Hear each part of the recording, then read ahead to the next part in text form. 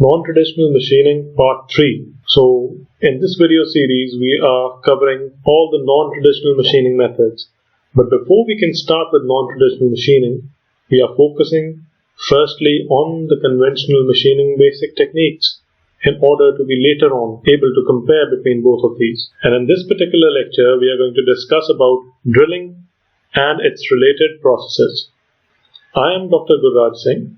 In this talk we are going to talk firstly about what drilling is, then we are going to see the different types of drilling machines, followed by a small description on drilling tools, and then most importantly drilling and its related processes, and lastly we will see to the difference between drilling, boring and reaming operations. So drilling, as we all know, is a process where we are trying to create a new hole.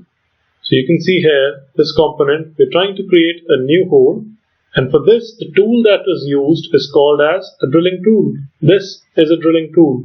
So it has two cutting edges at its bottom. It's a 2-point cutting tool, and it's designed in such a way that it can go deep into the workpiece without these chips interfering with the cutting process, and that is the sole purpose why these flutes have been included in a drilling tool, because when the tool is going to penetrate deep into the workpiece, it is these flutes that are going to allow these chips to flow out, so that these chips do not remain in and interfere with the machining process. So that's what actually takes place. You can see the chips, they're trying to move out. Now what are the different types of drilling machines? So to begin with, we have a simple sensitive drilling machine. So a sensitive drilling machine is the most commonly used tabletop drilling machine, where you're simply holding a small workpiece on this work table, and this drill bit installed here is forced into the workpiece surface, and it is controlled using this hand controlled lever. So the feed is controlled, or the depth is controlled using this hand lever. It's a lightweight machine, so it's used for smaller or lightweight applications. Then we have a pillar type drilling machine. So now this is a drilling machine that is generally used for heavy duty work. It is around 8 to 9 feet tall in most of the cases, and it has a base, and then on the base the entire pillar is installed, and this pillar at the bottom side, it has a table on which you're going to hold the workpiece. Then it has an adjustable head and a fixed head towards the top end, and it is these heads that are going to perform the drilling operation, because there's a spindle working here on the fixed head, and it is connected to the adjustable head, and through the adjustable head it is connected to the final spindle, which is connected further to the drill chuck. And it is this drill chuck that is holding the drilling tool or the drill bit. And the feed is given automatically, or it can be given manually, and it can be used to drill holes in thicker or heavier metals. Next is a radial arm drilling machine.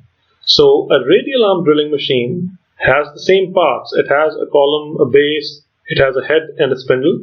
The only difference when you compare it to a pillar type drilling machine is that it has this radial movement of the arm. So this arm, it can actually rotate in different directions. So therefore, if you have some workpiece lying here, and some workpiece lying here at the back, and some workpiece lying here, so it can machine multiple workpieces if they are lying within this circumference or within the area that this arm is covering. So you don't need to just remove this workpiece from here and install another one. You can use multiple tables, and you can perform multiple drillings in one go without changing or without removing the workpiece.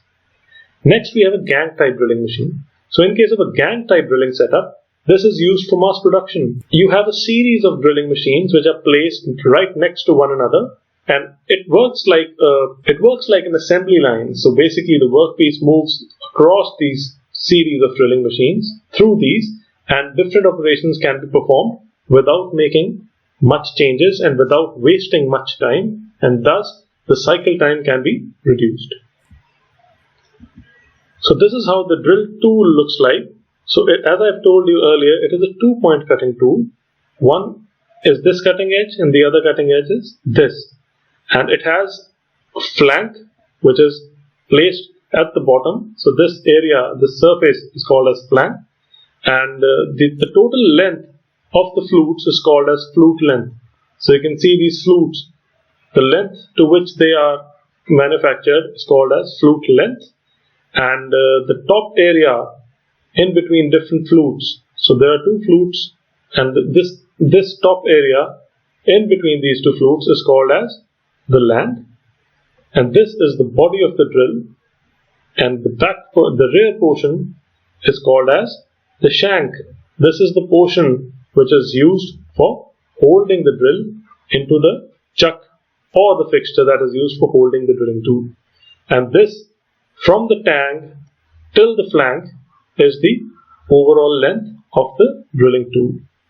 And you can clearly see here that there's a primary faces in case of drilling machine, in case of a drilling tool, and there are secondary faces.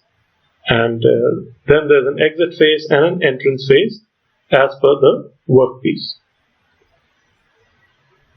So these are the different types of tools that are used in drilling. So you can see there are all different kinds of tools that are used here. This twist drill is the most commonly used drill. But apart from that, we have other different drills like the brad point drill, the spade drill, the hole saw, the sawtooth bit, and then the auger bit is there, the countersink bit. So different types of drilling tools are used in the industry, and they are all process specific. They have their own specific operations. Now what are those drilling related operations? We'll be seeing in the next slide. So let's quickly move to it. So these are some of the drilling related operations.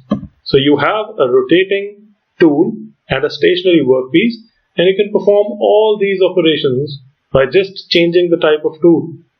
And the most important ones among these, I'd rather say all of these are important. So let's discuss each of these. So drilling, that we've already discussed. Then we have core drilling. So if you want to drill an already drilled hole, that is called as core drilling. Then there is step drilling. So if you want to give steps in the overall drill hole, this is called as stepped drilling. Then you have counter boring. Now counter boring and countersinking, these are similar processes, and they are basically performed in order to make an enlargement in the hole towards the surface of the workpiece so that different components can be fit within that enlargement. For example, if you have a screw or if you have a bolt, join your component with some other component, say, and you want the surface to be plane. So for that, you will either counterbore it or countersink it so that the head of this bolt and the head of the screw can actually fit inside the workpiece and leave your surface completely plane. Then the next process is called as reaming. Now reaming is the process which is used for finishing a drilled hole. So this is again a very important finishing process. It is a multi-point cutting tool that is used for reaming, and it clearly finishes the drilled hole. So reaming is used for finishing an already drilled hole. Tapping is used for creating internal threads, and for that the device that we use is called as a tap drill. Counter boring, as we've discussed, it is used to enlarge the upper side of a hole so that a component like a bolt head can fit inside. Countersinking is used for similar applications, for fixing or for fitting screws with tapered heads. Center drilling and spot facing are other related drilling operations. For example, you can see spot facing is used for flattening the face where a hole has already been drilled. So it is used for flattening that face. So when you want to compare drilling, boring and reaming, it is very important to compare what is the main difference. Now the main difference between drilling, boring and reaming is that in case of drilling, you are creating a new hole. So the drilling process is used for creating a new hole. A boring process, as you can see here, or an internal turning process, is used for enlarging a new hole, while the reaming process is used for finishing a new hole. So creating, enlarging, and finishing a new hole. Also, you can compare these processes on the basis of the MRR. So the material removal rate in case of drilling will be maximum. In case of boring, it will be intermediate, and it will be very less for your reaming process. Then the tool used in case of drilling is a 2-point cutting tool. For boring, we use a single point cutting tool, while for reaming, we use a multi-point cutting tool. So these are the major differences between drilling, boring, and reaming. So with this, it is very much clear that all the processes related to drilling have equal importance and their own specific applications. In the next lecture, we will be discussing about the grinding process. Thank you.